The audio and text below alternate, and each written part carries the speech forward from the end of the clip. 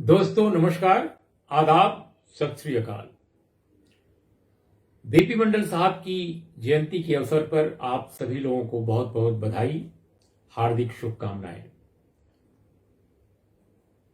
ये जयंती जो आप मना रहे हैं वो ऐसे दौर में मना रहे हैं जब भारत में सामाजिक न्याय के जो मूल्य हैं उनका लगातार क्षरण हो रहा है, हरण हो रहा है।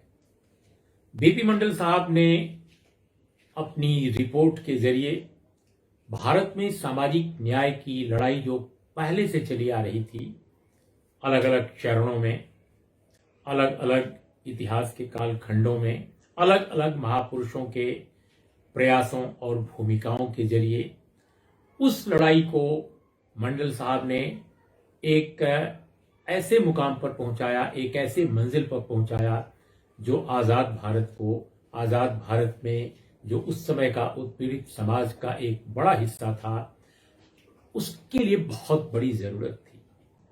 और दोस्तों, संविधान बनाने वाली जो कमेटी थी, प्रारूप समिति थी, उसके जो चेयरमैन साहब थे डॉक्टर भीमराव अंबेडकर साहब, उन्होंने भी अपने त्यागपत्र में जिन सवालों को उठाया था उसमें इस कमीशन के मामले में को भी उठाया था कि क्यों नहीं इन वर्गों के लिए, जो पिछड़े वर्ग कहे जाते हैं, उनके लिए कमीशन का गठन क्यों नहीं किया गया। बाबा साहब ने उस दौर में ये सवाल उठाया था। तो मैं समझता हूं कि आप जानते हैं कि काका कालेलकर आयोग जो बना वो कैसे फ्यूटाइल या निरर्थक हुआ, मट्ठा एक तरह से ऐसा लगता है कि रायता जैसे कि फैला दिया सब कुछ सामाजिक न्याय के मूल्यों और आंदोलन और तमाम प्रयासों पर। लेकिन बीपी मंडल साहब की जो आयोग बना, उनकी अध्यक्षता में उसने बस महज 21 महीने में, बल्कि 21 महीने उसको मिला जरूर, लेकिन काम की जो अवधि थी उससे भी कम थी। और उन्होंने बहुत मेहनत से ये रिपोर्ट तैयार कराई। उनके पास बीपी मंडल जयंती की आप सबको बहुत बहुत बधाई। भारत में मेरा मानना है कि दो बड़ी सामाजिक क्रांतियां हुई हैं पिछले 100 साल में। पहली बड़ी सामाजिक क्रांति जो है वो जो भारत का संविधान है उसका आना, उसका लागू होना, ये एक बड़ी सामाजिक क्रांति है। और दूसरी बड़ी सामाजिक क्रांति जो है वो मंडल कमीशन की रिपोर्ट का लागू होना है। इसलिए हम लोग उस महान व्यक्ति को याद करते हैं जिन्होंने मंडल कमीशन की रिपोर्ट लिखी। ये जो है ये दूसरा पिछड़ा वर्ग आयोग था जिसके अध्यक्ष बीपी मंडल जी थे, जो बिहार के मुख्यमंत्री भी रहे।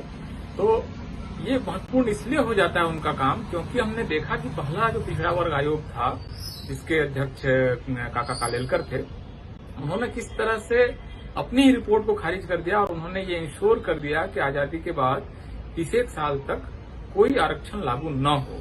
तो इसके मुकाबले एक दूसरा व्यक्ति आता है जो खुद भी कांग्रेस का है, इसके बावजूद वो एक प्रगतिशील विचार का है और उन्होंने ये कोशिश की कि इस देश में मंडल कमीशन की रिपोर्ट जो बन रही है, जो रिपोर्ट वो लागू हो। ऐसी रिपोर्ट उन्होंने बनाई, बहुत विद्वतापूर्ण रिपोर्ट है। इसमें सोशियोलॉजिस्ट, पॉलिटिकल साइंटिस्ट, हिस्टोरियन सबसे बात की गई, देश भर में दौरा किया गया, रिपोर्ट्स जुटाई गई, पुराने रिपोर्ट्स खंगाले गए, इसके अलावा क्वेश्चनर्स बांटे गए, उनके जवाब लिए गए, सेमिनार्स किए गए।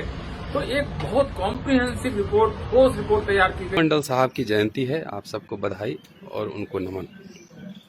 इस अवसर पे मैं आज रिजर्वेशन और विशेष रूप से ओबीसी रिजर्वेशन के ऊपर मैं चर्चा करूंगा कि जैसा कि आपने सुना होगा, जितने एपिसोड्स हमने बनाए थे उसमें हमने कई बार ये बताया था कि कैसे जब साइमन कमीशन आया था उस समय डॉक्टर अंबेडकर ने इंडियनाइजेशन ऑफ ब्यूरोक्रेसी की बात की थी और विधानसभाओं में और ब्यूरोक्रेसी में पिछड़ी जातियों के रिप्रेजेंटेशन की बात उन्होंने की थी। उसके बाद मराठा टेम्पल आर्टिकल के बारे में भी चर्चा हमने की।